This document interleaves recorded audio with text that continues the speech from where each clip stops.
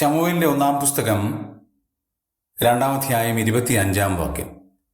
മനുഷ്യൻ മനുഷ്യനോട് പാപം ചെയ്താൽ അവനു വേണ്ടി ദൈവത്തോട് അപേക്ഷിക്കാം. മനുഷ്യൻ യഹോവയോട് പാപം ചെയ്താലോ അവനു വേണ്ടി ആരപേക്ഷിക്കും എന്ന് പറഞ്ഞു. പാപം എല്ലായ്പ്പോഴും ദൈവത്തിനെതിരെയാണ്, സംശയമൊന്നുമില്ല. എന്നാൽ ദൈവത്തിനെതിരെ നമ്മൾ പാപം ചെയ്യുമ്പോൾ തന്നെ മനുഷ്യനെതിരെയും കൂടെയുള്ള പാപം അതിനകത്തുണ്ട് എന്നുള്ളതാണ്. പാപങ്ങളിൽ 2 വ്യത്യസ്തമായ ഘടകങ്ങൾ ഉൾപ്പെട്ടിരിക്കുകയാണ്. മനുഷ്യനോട് ചെയ്യുന്ന പാപങ്ങളും ദൈവത്തോട് ചെയ്യുന്ന പാപങ്ങളും. ആത്യന്തികമായി എല്ലാ പാപങ്ങളും ദൈവത്തോടാണെങ്കിൽ പോലും മനുഷ്യനോടും ചില പാപങ്ങൾ ചെയ്യാറുണ്ട്. ദൈവത്തിന്റെ ആത്മാവ് പറയാണ്, മനുഷ്യനോട് നാം പാപം ചെയ്താൽ നമുക്ക് ദൈവത്തോട് അപേക്ഷിക്കാം.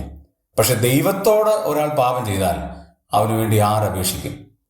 ദൈവത്തിന് വിരോധമായി ചെയ്യുന്ന പാപം ദൈവസഭയെ നശിപ്പിക്കുവാൻ, ദൈവദാസന്മാർക്കെതിരെ കരുനീക്കുന്നത്, ദൈവമക്കൾക്കെതിരെ കരുനീക്കുന്നത്, മറ്റൊരാൾക്കെതിരെ കള്ളം പറയുന്നത്, മറ്റുള്ളവർക്കെതിരെ ദുഷിക്കുന്നത്, ദൂഷണം പറയുന്നത്, ഇതെല്ലാം ദൈവത്തിനും ദൈവജനത്തിനും എതിരെ ചെയ്യുന്ന കാര്യങ്ങളാണ്. നാം അറിഞ്ഞോ അറിയാതെയോ ചെയ്യുന്ന ഈ വിധ പാപങ്ങൾ ദൈവത്തോട് ക്ഷമ ചോദിക്കാൻ പറ്റുമോ എന്ന് പോലും അറിയില്ല.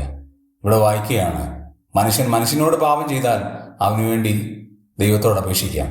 പക്ഷെ ദൈവത്തിന് വിരോധമായി പാപം ചെയ്താൽ ആര് അവനു വേണ്ടി അപേക്ഷിക്കാൻ കഴിയും? നാം നമ്മെ തന്നെ ഒന്ന് പരിശോധിക്കാം.